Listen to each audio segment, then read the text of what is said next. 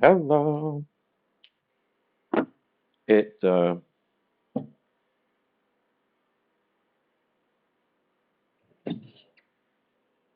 it always seems I'm not talking about what I've intended to be talking about.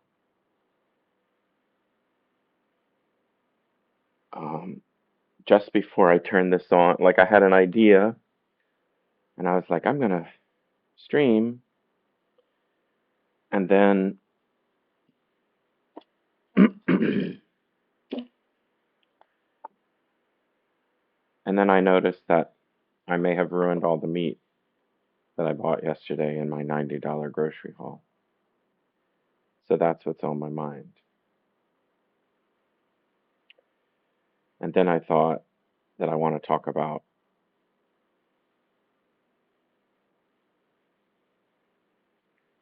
processing sadness and anger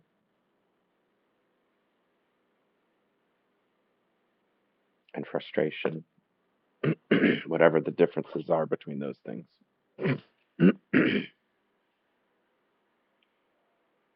Let's see, I'm going to define frustration as something that I am involved in. So, like, I have an action that I can take.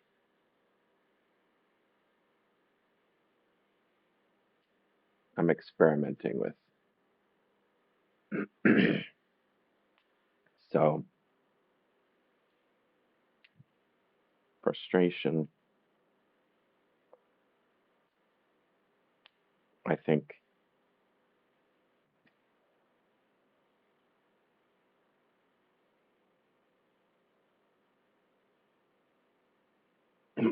has to do with personal involvement, personal performance, sadness, and anger don't have to. I'm sad and angry about a lot of things in the world that are not. I don't know. Am I? Maybe I'm frustrated about them too because I wish I could do something. Currently, I'm sad, angry, and frustrated, and that's going to interfere with being able to do this. And I wanted to talk about the last time that I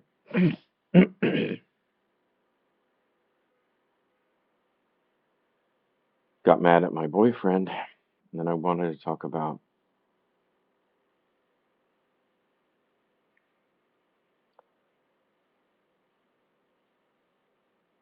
Sorry, this tree just dropped a leaf, and the health of this is something else that makes me sad and frustrated. I don't know how much of this you can see. This I'm sad, angry, and frustrated about.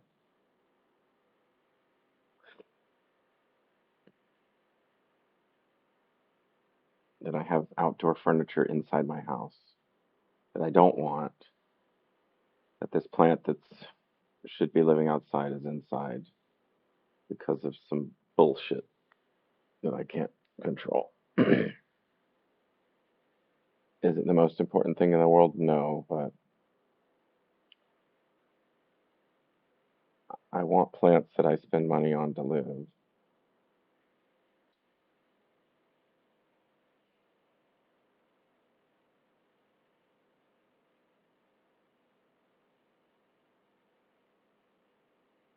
That I can do something about today or tomorrow.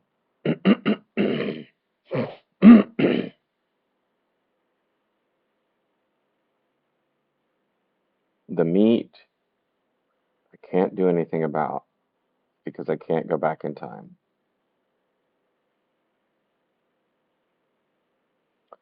I have a fucked up refrigerator, and I know this. And I've been offered a new one, and I didn't want to deal with having to have people come in here when all I can think about is getting out of this place. So I've been using my refrigerator that's fucked up. And I've got a mini one that works and sort of, and I've got a big one that works sort of. And they together, I somehow survive. And what I'm afraid, and the big one, I don't know why. I mean, I get frustration is not understanding why and not being able to do better. I thought I checked it frequently. The seal doesn't stay sealed, and then the door cracks open, and then stuff inside starts to melt.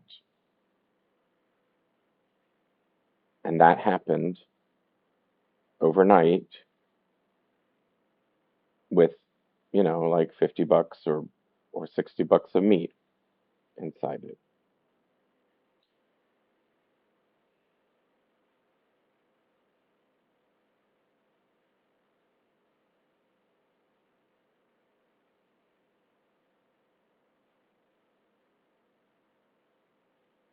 And I'm going to end up eating it anyway. And we'll see how that goes.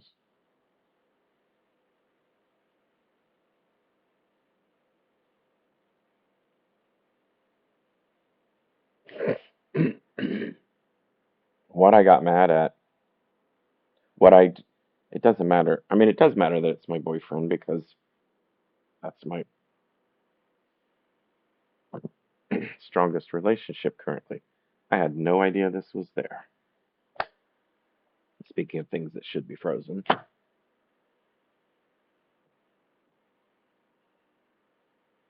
I do not like people. I do not like to have my anger, sadness, and frustration minimized. That enrages me. And that's how I feel if I'm in a spot and someone is trying to distract me or tell me to get over it or that it's not what I think. And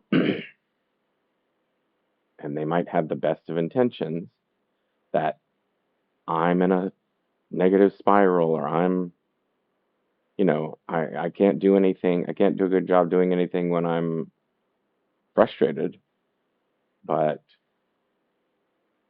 I don't know. I just, that's what I felt like talking about that once I found myself in that, in that position, feeling that way.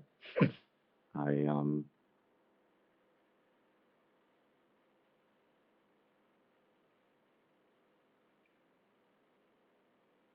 right now, since I'm talking about the balcony, like I'm mad that the timing of them redoing the balcony is not lining up with the timing of me wanting to sell this place better. Because now I have to make a decision whether to put all this stuff back on the balcony or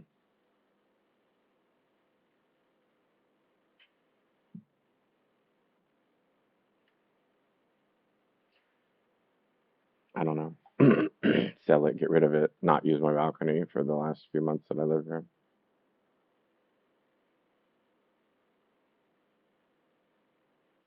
I think that there are problems that are not resolvable, or at the very least, not resolvable immediately.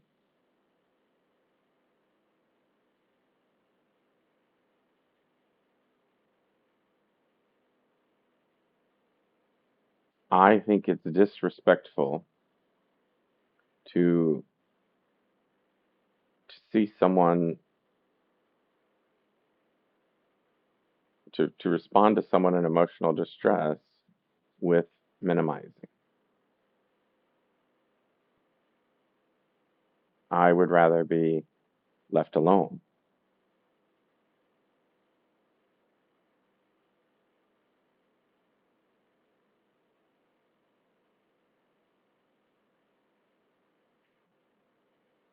I mean, I'm up for being comforting, but basically, there, I'm listening is about the best. Telling someone else how to solve their problems in some simple way or to try to distract with a joke is not the answer for me.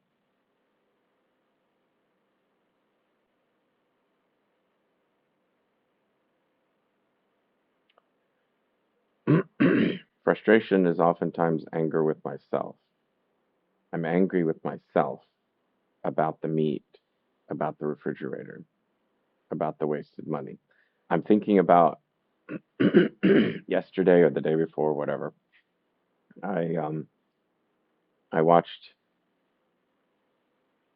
this pasta grammar channel where they intentionally made bad recipes. They wasted so much food for the sake of entertainment. And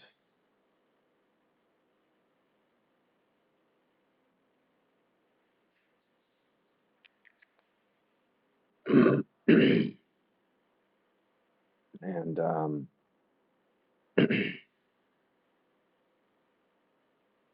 that's a good test. Does your sound change when I change the noise dampening, whatever it's called? Does the microphone change?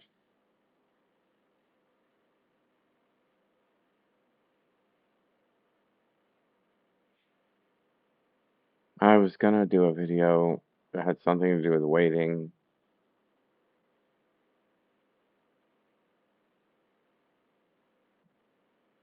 Right now, the breeze is blowing the doors in a boom, boom, boom, boom, boom, boom, and that's annoying me. And I could hear it even when I had the when I had the noise deadened. It was about the only thing I was hearing. So I turned off noise canceling too, so I could hear more than one sound, and maybe I could let go of that thing that was frustrating and annoying me. That counts as a frustration because it's my house. I should be able to do something about it. And a lot of times, like what could I do? It would be money, you know. With money, I wouldn't be worried about throwing out meat. With money, I'd have a working refrigerator.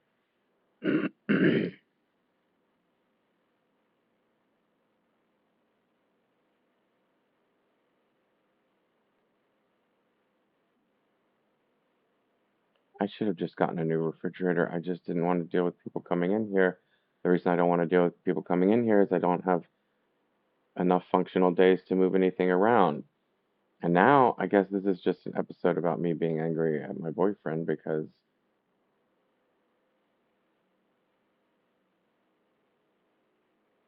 that's not fair. He's the only person who will watch this.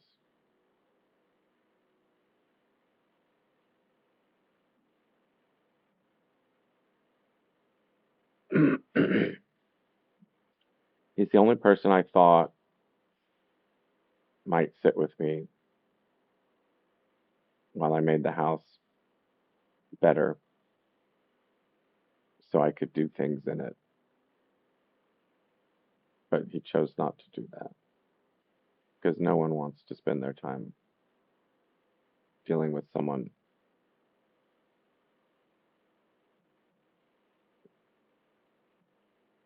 I have to deal with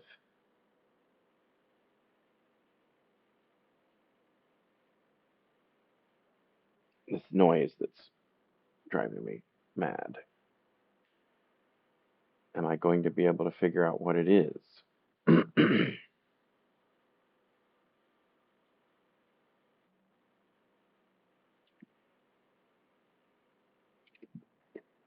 not that.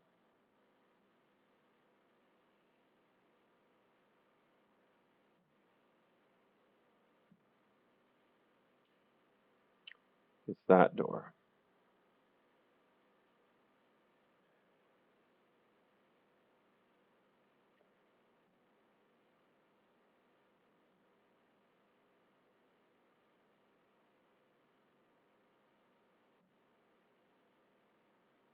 Polly Sue Livingston. I could talk about Adventure Time.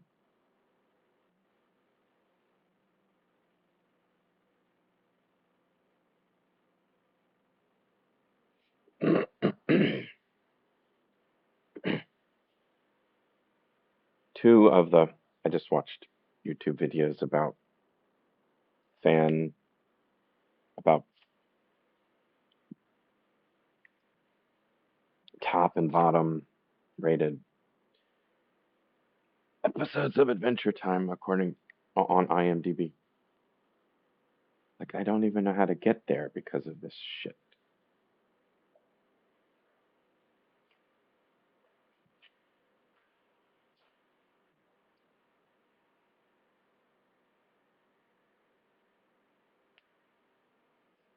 If my boyfriend is watching this, I think it's important maybe to say when I'm frustrated, just politely excuse yourself.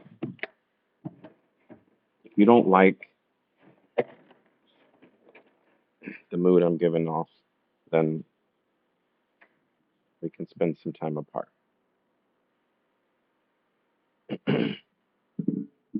I don't like, I mean, I get it. I don't like saying this shit about my stuff. I don't like those kinds of negative attitudes. That's a problem that I have with some of the people I hang out with. It's why they're not my lovers. They're just occasional friends. Your wonderful attitude is the reason you are my lover. But I'm still from this world. I still have shitty emotional reactions, tirades to certain things. And I don't, I'm not able to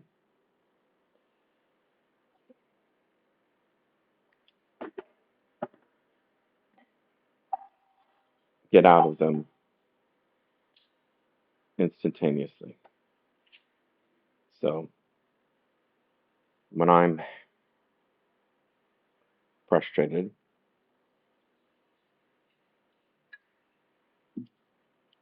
I think it might be best just to leave me alone.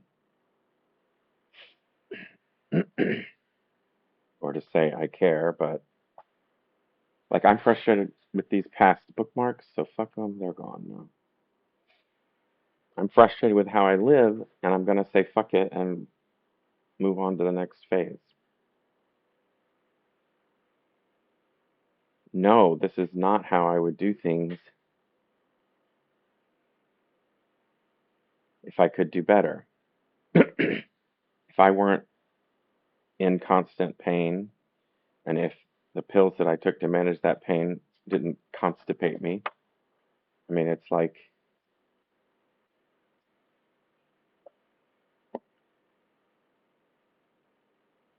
I'm not able to do things well. I've been trying to make that clear for years. I was originally going to fire up this thing to talk about the fact that so I grew up. I was going to talk about waiting.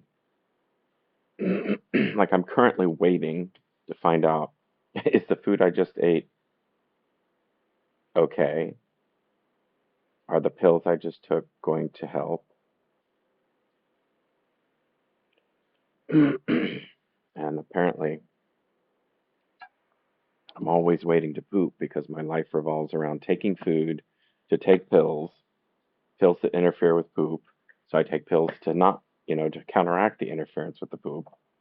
It's a shitty life.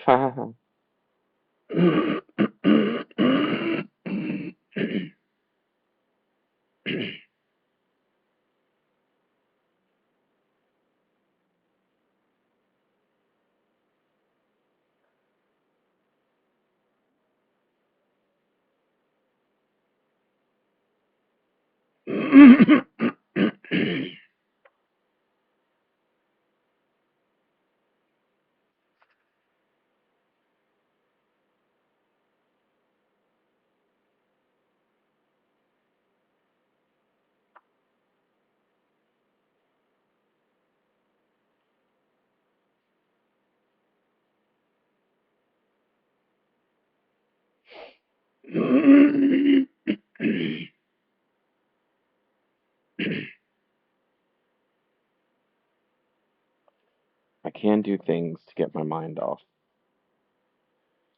When the truth pops out, oh, I don't want to read that. It was by Lin-Manuel Miranda. He's not my favorite.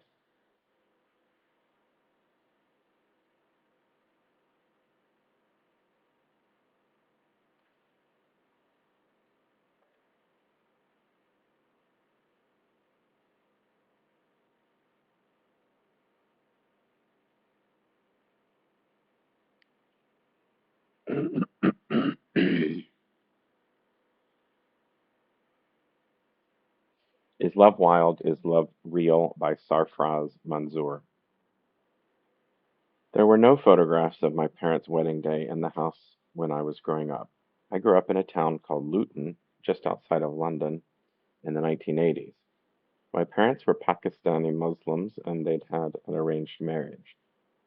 Apparently, it had been so uneventful that nobody could remember the day, the week, the month, or even the year that it happened.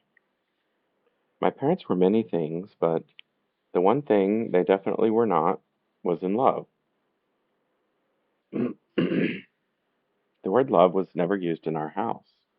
It was completely taboo. You could almost say that love was a four-letter word.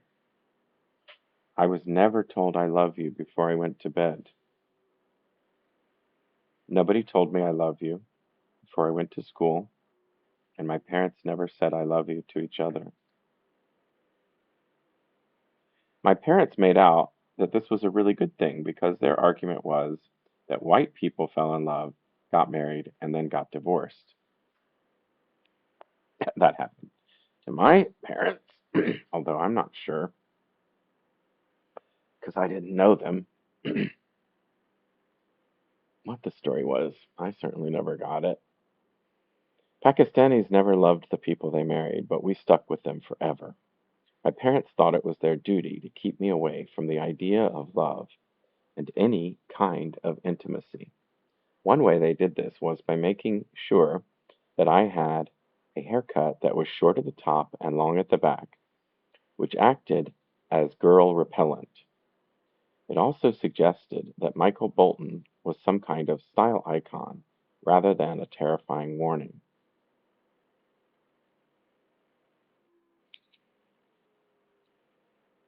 They kept me away. I'm amused so much. I mean, you definitely you've got humor. You've definitely got that. Was humor in your house? Is that a form of love? They kept me away from any kind of intimacy on TV. If two people were kissing or even looked like they were going to kiss on TV, I had to run over and turn the TV off because there was no way I could watch that in front of my parents. The one place they could not police was the radio. And so pop music became the place where I learned about love. And I was taught by people like Lionel Richie, Motown, and Foreigner. All these people were saying that love was amazing. They were saying you should really go for it. And it was weird because my parents were saying the exact opposite. The most important song during my teenage years was by the Pet Shop Boys, and it was a song called Love Comes Quickly. And the chorus was, Love comes quickly, whatever you do, you can't stop falling. I don't know about you, but that sounds absolutely terrifying because that suggests that love is like an infection. It's like some kind of disease, and it doesn't matter what you do, you're not going to be able to stop falling or catching it. It's funny, I don't think it sounds like an infection. It sounds like a force of gravity, like nature, gravity, entropy. In my family, I had an older brother, an older sister, and a younger sister, and so that's a lot of love making, haha. And they were all a little bit more traditional than me. I was always a bit of an outsider, a dreamer. I had three dreams. I wanted to get out of Luton, I wanted to do an interesting job, and I wanted to marry somebody who wasn't a relative. None of those things seemed entirely possible. But in my 20s, I managed to get out of Luton, and I did get to do an interesting job, but the love and marriage thing still seemed completely elusive. By now, I'd evolved from Lionel Richie to Bruce Springsteen, and Bruce became the person I went to for all my wisdom. There was a song called Born to Run, and in it, Bruce says, I want to know if love is wild. I want to know if love is real. And that was a really important question to me. Is love real for somebody like me? There was also another line in that song where he says to Wendy, we can live with the sadness, and I'll love you with all the madness in my soul.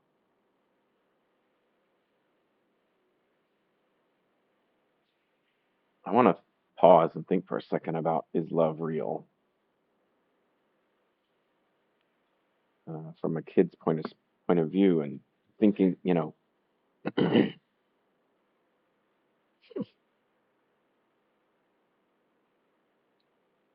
the kind of love I knew was pampering, parental, spoiling with comfort and gifts and entertainment, money, physical affection, comfort, up to a certain age, and then not so much.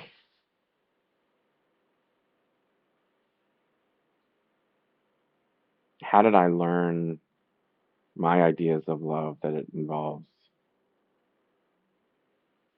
truthfulness and talking? I had my high school girlfriend and I, our relationship was based around opening up to each other honestly.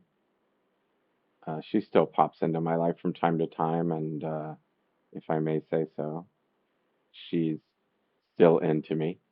And I'm thinking now that I think about it, it's like, oh, probably because of um, that form of building love around honesty and talking feels really good. So, um, and I know that she's not with a gay boy anymore. So she's with a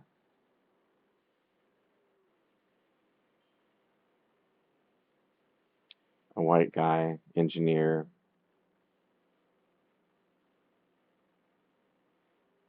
who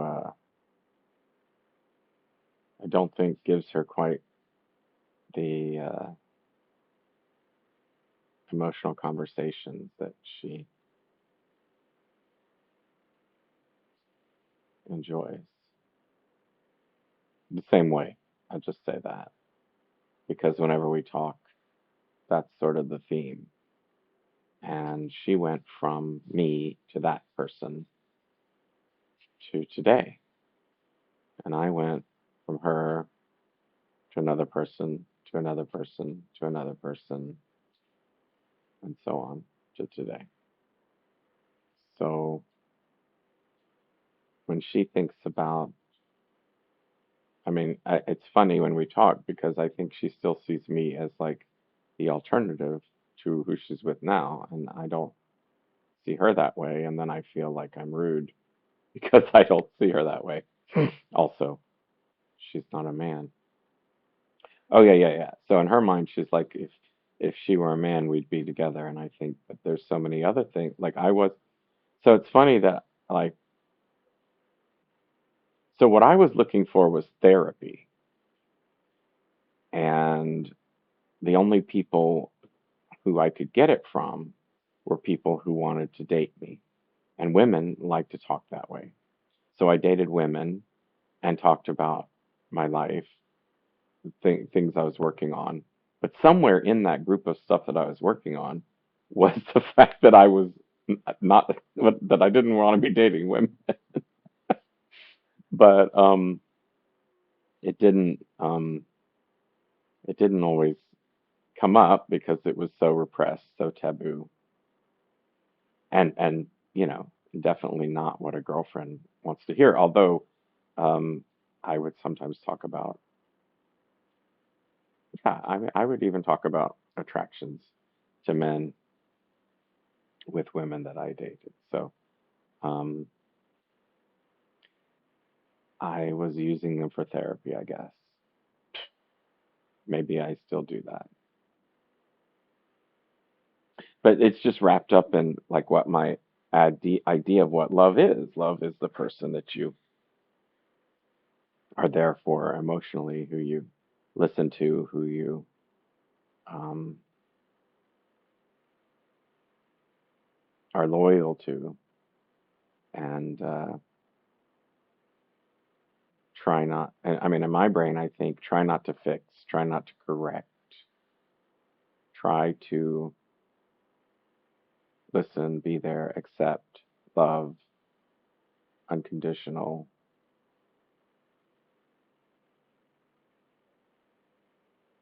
Um, some of the times between then and now, there are moments when you have to bite your tongue, you know. It's like I'm thinking one thing, but I don't want to say that because I think it would be hurtful. And those examples are usually bad matches, I guess. And I still feel that way with a lot of friends, but I don't feel that way with my current lover. I feel that I can say pretty much anything, and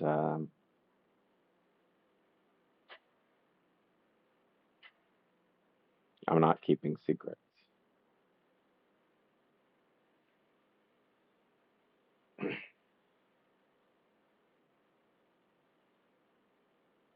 My longest relationship was with someone who I now know kept a lot of secrets from me,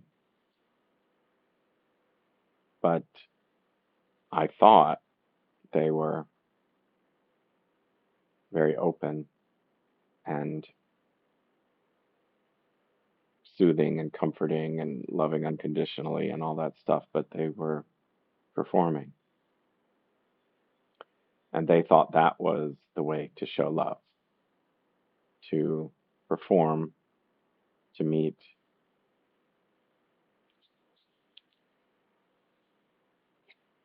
their lover's expectations. They tried to please me instead of trying to be their complete self with me.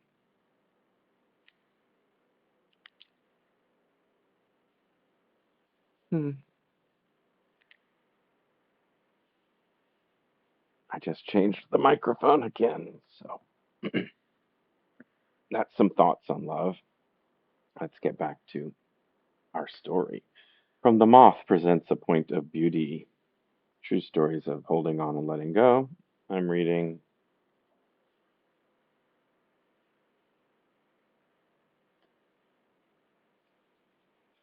Is Love Wild? Is Love Real? By Sarfraz Manzoor.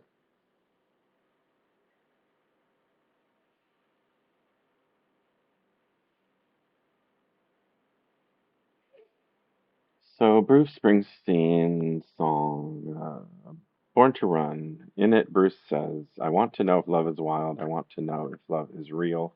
And that was a really important question to me. Is love real for someone like me? There was another line in that song where he says to Wendy, we can live with the sadness, and I'll love you with all the madness in my soul. I'll love you with all the madness in my soul. I was like, I want to meet someone that I could feel this way about, who I could say this about. And something made me think that this was not the feeling I was going to get from an arranged marriage. My mom started to gently hint that it was time for me to have an arranged marriage. And when I say gently hint, she went on a hunger strike. I would come home, and she'd be on the phone, and she'd be talking to the parents of girls that she wanted to marry me off to. I'd say, Mom, what the hell are you doing? And she'd say, I'm doing my duty. In 2008, I was turning 37, And I went to the Hay Book Festival, which is this big book festival on the border of England and Wales. I was there for a week doing some work. The last day of the festival, on the first Sunday of June, I took a taxi to the train station.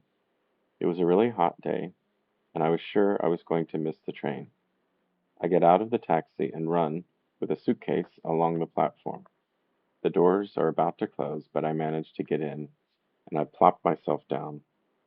I look up, and sitting opposite me is the most beautiful girl I've ever seen. She's got blonde hair and wild green eyes. She's reading a copy of Mary Barton by Elizabeth Gaskell, and I'm looking at her, and I'm thinking, who gets to be your friend? Who gets to know you? I'm not the sort of person who talks to strangers, so I didn't do anything. I just let the train carry on. But something inside me kept saying, if you don't start a conversation, you're going to regret this.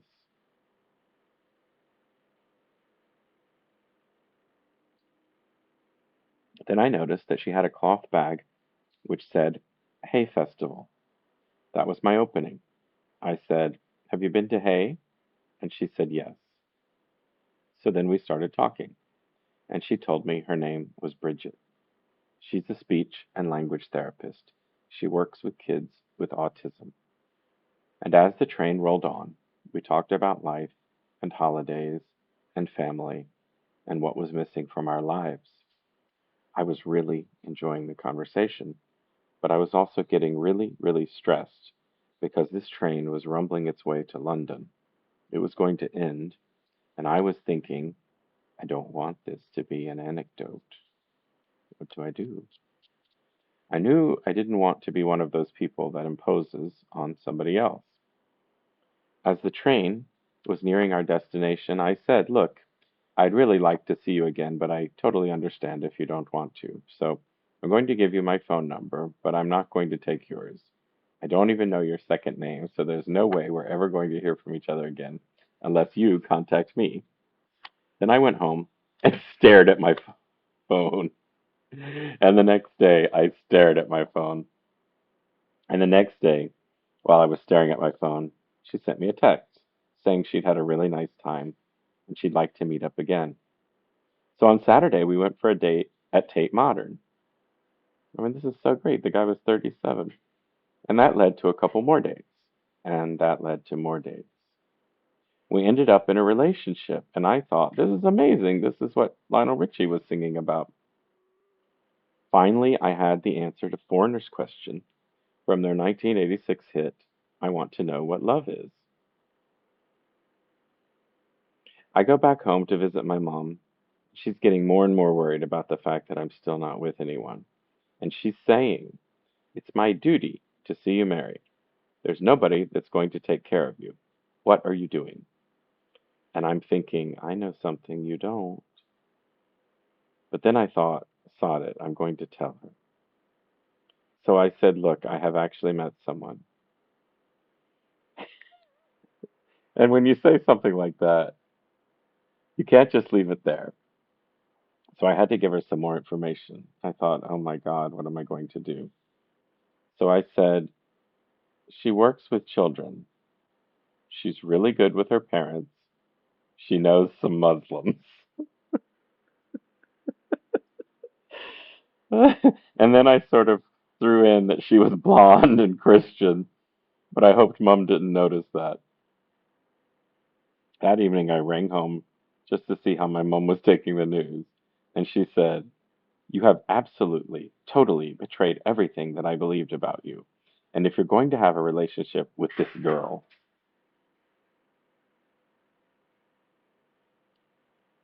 you're not going to have a relationship with us. You've got to choose.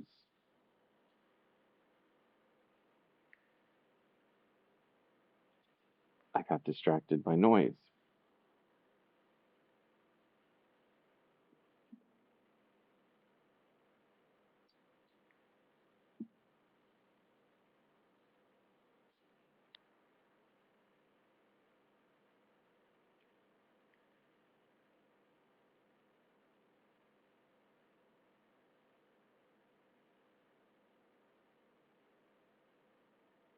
I'm still sad about the meat.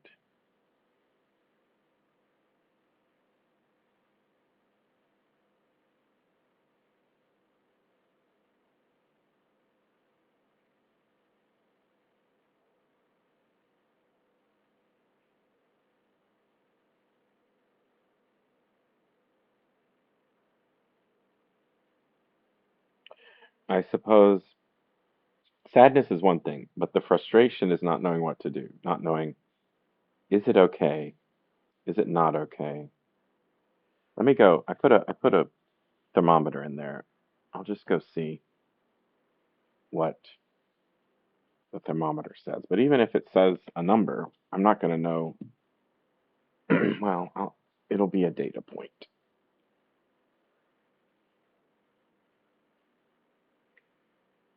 I mean, this is after some time with the door closed.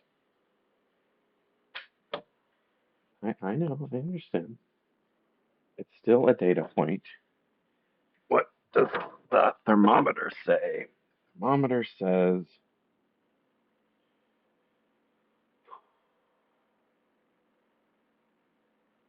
50.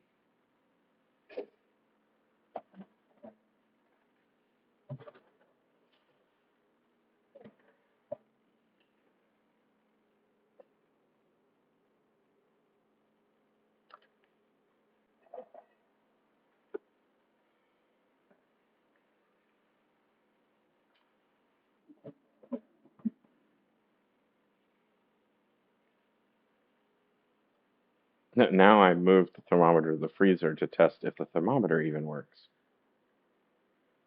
But I suppose if it's 50, I should toss all that meat, huh? Fuck. I'm so unhappy. Uh, I mean, first of all, there's the money I don't have, but it was such a big accomplishment for me to go and buy food.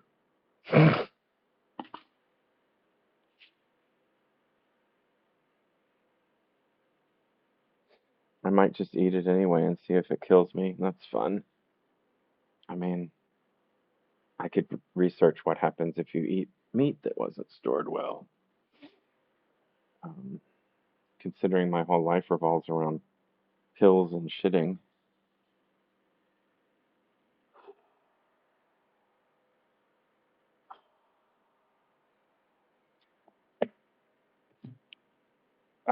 Let me explain my partial nudity.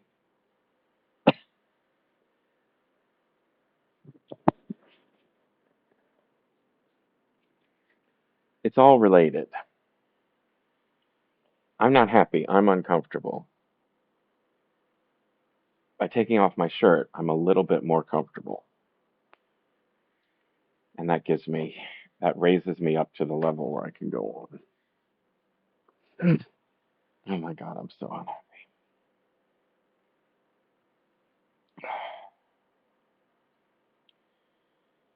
All right, so I'm just gonna rewind because that was amusing. I said she works with children. She's really good with her parents. She knows some Muslims. And then I sort of threw in that she was blonde and Christian, but I hoped Mum didn't notice that. That evening, I rang home just to see how my mum was taking the news, and she said, "You have absolutely, totally betrayed everything that I believed about you. And if you're going to have a relationship with this girl, you're not going to have a relationship with us. You've got to choose." This was difficult. I'd met somebody I absolutely loved, who makes me happier than I've ever been, but my family are saying, "You've got to choose." What do I do? I do what I always do in situations like this. I turned to Bruce Springsteen. In Prove It All Night, from the album Darkness on the Edge of Town, Bruce has a line where he says, "If dreams came true, oh, wouldn't that be nice? But this ain't no dream. We're living through tonight. If you want it, you take it, you pay the price.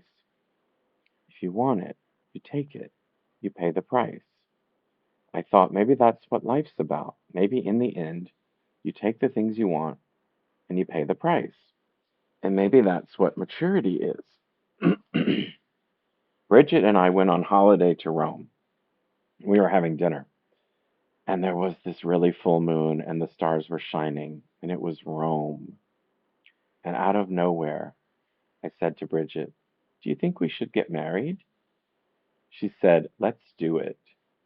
We returned to Britain engaged, And I rang my family and I told them the good news, and they say, "Well, that's great, but don't expect us at the wedding. We're not going to come. If you're going to choose her, go it alone." The wedding date was set for the 21st of August, and it was so weird trying to do the seating plan, and all of Bridget's family are on the top table, but there's nobody from my side. But you make your choices. We're going through the planning, and I'm sort of steeling myself for the happy day. And then on the 20th of August, the day before I'm supposed to get married, I get a phone call, and it's my younger sister. I haven't spoken to her since all this argument stuff had been happening, so I was a bit surprised to hear from her.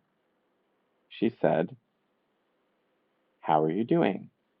I said, "I'm not great. How are you?" And she said, "I'm actually not that great either. I go to work from Luton to London every morning, and by the time I get there, I've got tears streaking down my face, and my boss is wondering why my mascara is running and whether I'm on the verge of having an emotional breakdown." I said, "What's going on?" And she said, "Well, I've been listening to Bruce Springsteen." That's one of the things I did well. I got her into Springsteen. She'd been listening to the album Tunnel of Love. There's a song on it called Walk Like a Man, which is about getting married.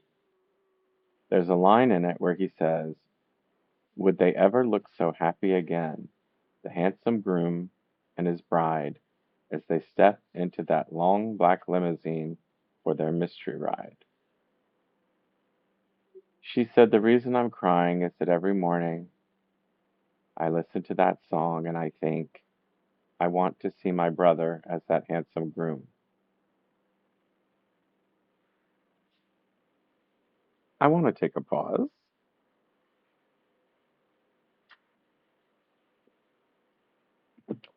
The beginning premise of this story is that the man's family doesn't use the word love, doesn't know the concept of the word love, and he has to find it from pop songs.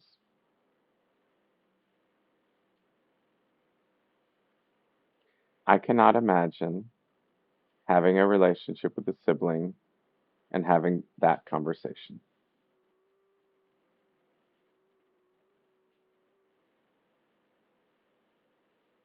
And I come from a family that said, "I love you, I love you, I love you" all the time.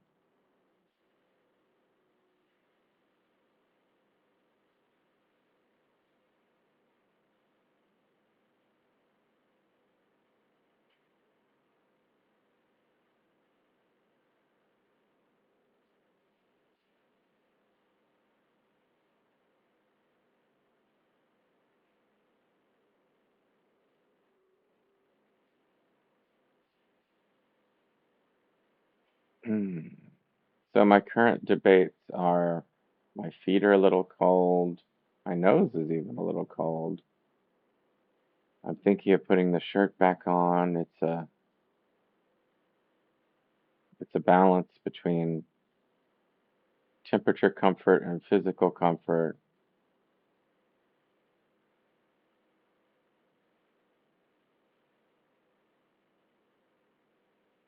Everything's a balance. I would like to throw that plastic bag away. I feel a little sick to my stomach. I wonder if the reheated food I ate wasn't stored properly overnight because of the refrigerator. I'm wondering if I'm going to throw out all that meat.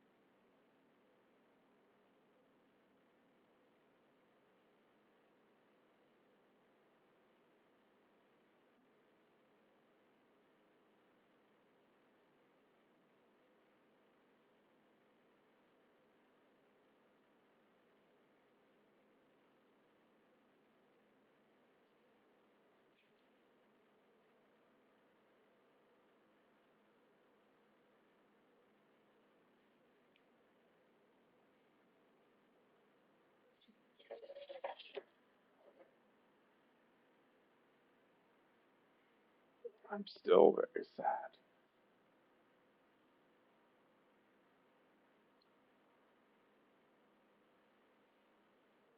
and angry at me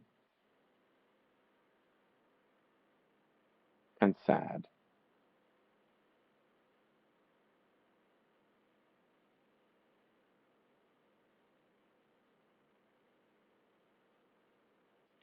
She said, "The reason I'm crying is that every morning I listen to that song and I think I want to see my brother as that handsome groom."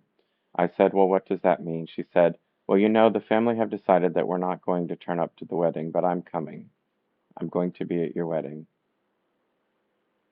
On the 21st of August, I woke up, I put my suit on, I put a flower on my lapel, and I went to the Islington Town Hall where we were getting married. I see another car pull up, and my sister gets out. But then I see that she's also brought my mum. My older brother and sister didn't turn up, but I was really moved by the fact that my mum was able to overcome some of her concerns to be there for my big day.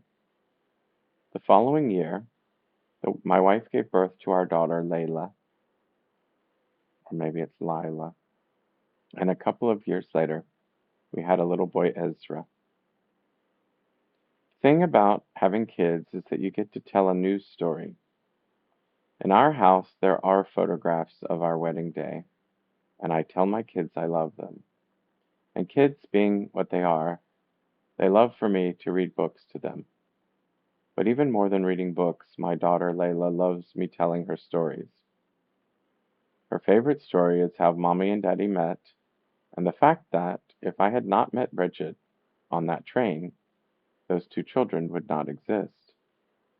As a parent, you have a lot of dreams for your children.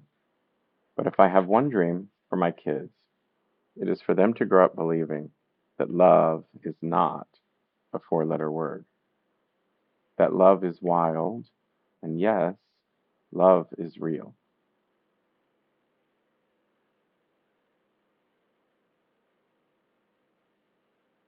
This story makes me angry. I'll get to that in a minute. Sarfraz Manzoor is a journalist, author, and broadcaster. His journalism appears in The Guardian, the Sunday Times magazine. I don't need to read all this. He is a familiar voice on BBC Radio 4. He's the author of a memoir about growing up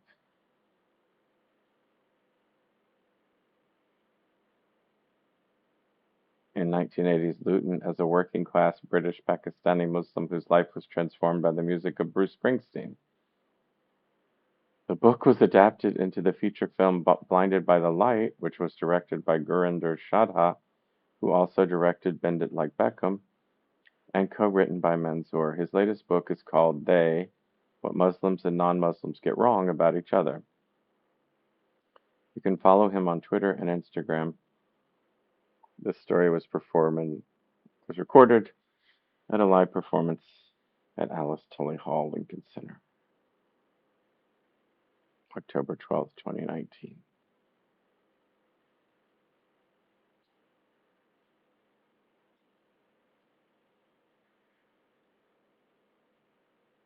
I liked it. It's beautiful. I shouldn't talk about what makes me mad.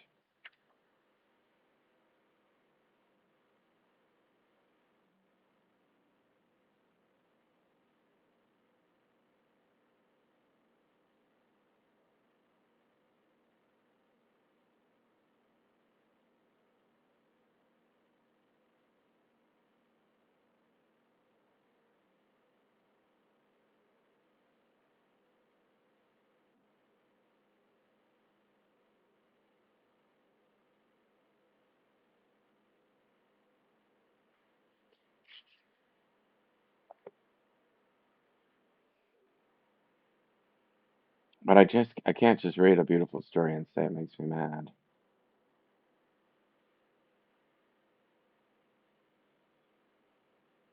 What makes me mad is the idea that life is best when it's reduced to beautiful stories. And this story is There were no photographs of a wedding in my childhood. The word love wasn't spoken. Now I'm different. Thanks to Bruce Springsteen, I speak the word love, and I have photographs on my wall of my marriage.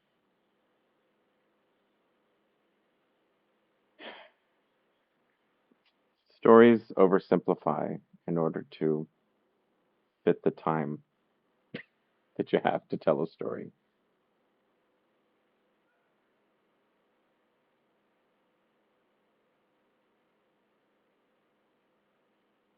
The mother showed up. There's clearly love there. Love is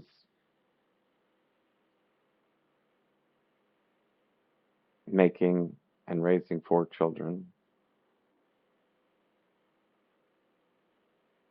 It's oversimplified.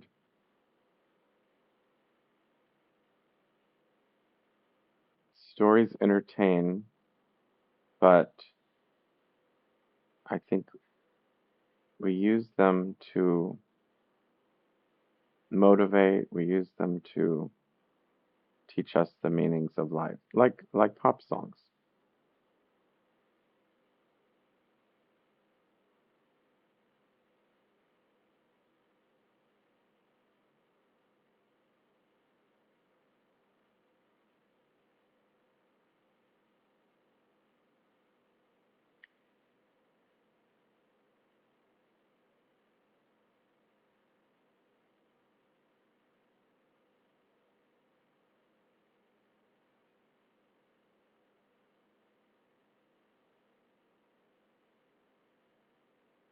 There's always more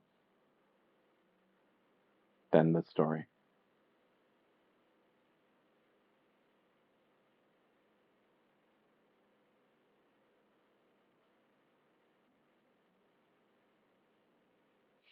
I like this Pizzeria Una frozen pizza, but I'm gonna look at the packaging. I think it's super salty.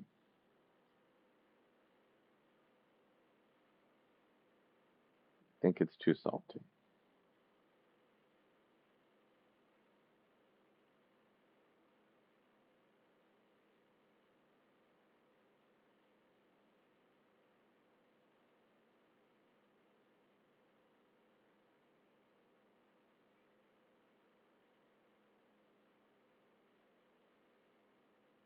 I don't know what I'm gonna do with all the meat I bought.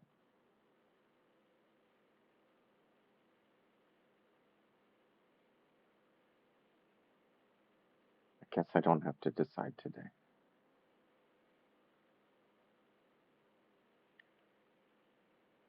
I feel crushed.